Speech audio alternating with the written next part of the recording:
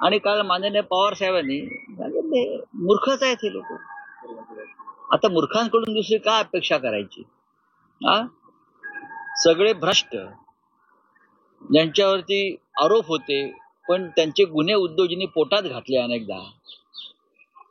अनेकदा पोटात घातले. एकनाथ शिंदेसह सगळ्यांचे गुन्हे उद्धव ठाकरे साहेबांनी पोटात घातले आणि आम्ही त्याच्यावरती अनेकदा त्यांना सांगायचो की कधीतरी आपल्याला त्रास होईल. हे सगळे लोक एकनाथ शिंदेबरोबर आहेत, हे सगळे. आणि हे त्यांच्या अशा मग त्या विकृत अवस्थेमध्ये अशी वक्तव्य करतात. या प्रत्येकाला माननीय उद्धव ठाकरे साहेबांनी, त्यांच्या आधी माननीय बाळासाहेबांनी भरभरून दिलेलं आहे, भरभरून दिलं. त्यात आम्ही सुद्धा आहोत, सगळे आम्ही कृतज्ञ आहोत. आता तुम्ही गेलात ना, मग तुमचं का असं तिकडे काम करत आहात. काल माननीय देवेंद्र फडणवीस राज्याचे मुख्यमंत्री यांनी एका मंत्र्याला दम देताना सांगितलेलं आहे, पीए आणि ओएसडी नेमण्यासंदर्भात 16 जी यादी आली मंत्र्यांकडून, त्यातले 16 जण हे दलाल आणि फिक्सर होते. 16 जण दलाल आणि फिक्सर होते. माझं मुख्यमंत्र्यांना किंवा राज्याच्या मुख्य सचिवांना आव्हान आहे, कोणत्या मंत्र्याने आपला ओएसडी किंवा पीए म्हणून अशा फिक्सरची नावं पाठवली ती तुम्ही जाहीर करा. महाराष्ट्राच्या हितासाठी, in the interest of state, in the interest of public, की हे कोण फिक्सर आहेत. आणि या फिक्सर किंवा दलाल पीए यांची जी नावं पाठवली, माझ्या माहितीप्रमाणे हे सर्व मंत्री हे शिंदे गटाचे आहेत, म्हणजे अमित शहाच्या पक्षाचे आहेत, हे त्यांच्याच पक्षाचे आहेत. शिंदेचा पक्ष हा अमित शहाचा पक्ष आहे. हे सगळे फिक्सरची जी नावं आहेत ही शिंदे गटाकडून, मंत्र्यांकडून गेलेली सगळं. तसं नसेल तर माननीय मुख्यमंत्र्यांनी किंवा राज्याचे जे प्रशासकीय प्रमुख आहेत त्यांनी ते जाहीर, मी नावं देईन ना, माझ्याकडे नावं 16 जणांची आहेत, 16च्या 16. सगळे शिंदेचे मंत्र्यांची ओळखी 16च्या 16 13 शिंदेचे आहेत आणि उरलेले जे आहेत ते अजित पवार गटात. आता मी मागे म्हणलं की अजित पवार जे आहेत त्यांना त्यांच्या मर्यादा माहिती आहेत. मुख्यमंत्र्यांच्या जे अधिकार आहेत त्याचं ते पालन करतात. अजित पवार हे पाप धुवायला प्रयागराजला गेले नाहीत. त्यांना माहिती आहे महाराष्ट्रामध्ये सुद्धा अनेक पवित्र नद्या, तीर्थस्थळं आहेत. काही लोकांनी इतकं पाप केलंय, गेल्या 2.5 वर्षात त्या पापाचा कडेलोट झाला आणि ते मग गेले. पण ह्या सगळ्यांचे जे फिक्सर पीए आणि ओएसडी होते त्यांना रोखल्याबद्दल आणि महाराष्ट्राचं संभाव्य नुकसान टाळल्याबद्दल मी माननीय मुख्यमंत्री देवेंद्र फडणवीस यांचं अभिनंदन करतो. अत्यंत कठोर निर्णय ते घेत आहेत. जरी आमच्यात राजकीय मतभेद असले तरी राज्याच्या हिताच्या घेतलेल्या अशा निर्णयांना आम्ही पाठिंबा देतो. पण राऊतसाहेब, यंदाचे मुख्यमंत्री देवेंद्र फडणवीस हे वेगळे पाहायला मिळतात. शिस्त लावण्याचा एकूण त्यांचा प्रयत्न दिसतोय. मग ते आर्थिक नियोजन असेल किंवा मग वागणुकी संदर्भातली, महाराष्ट्राला गेल्या 2.5-3 वर्षामध्ये जे घटनाबाह्य सरकार होतं त्या काळामध्ये महाराष्ट्रात आर्थिक अराजक माजवलं गेलं.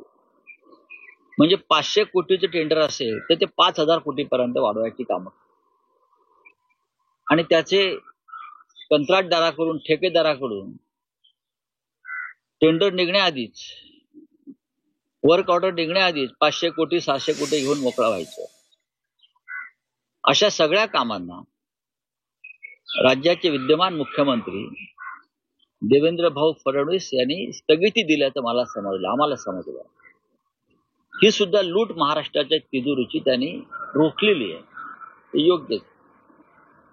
हा ठेकेदारीच्या भ्रष्टाचारातून मिळालेला पैसा आहे, हाच राजकारणामध्ये टाकायचा, त्यातून राजकारण करायचं.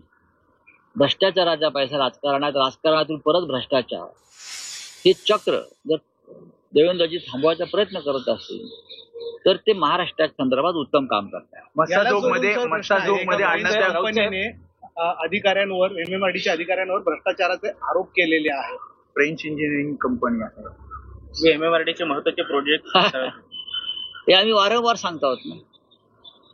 MMRD मध्ये काय चाललंय, MSSRDC मध्ये काय चाललंय, MIDC मध्ये काय चाललंय, शिक्षण खात्यात काय चाललंय,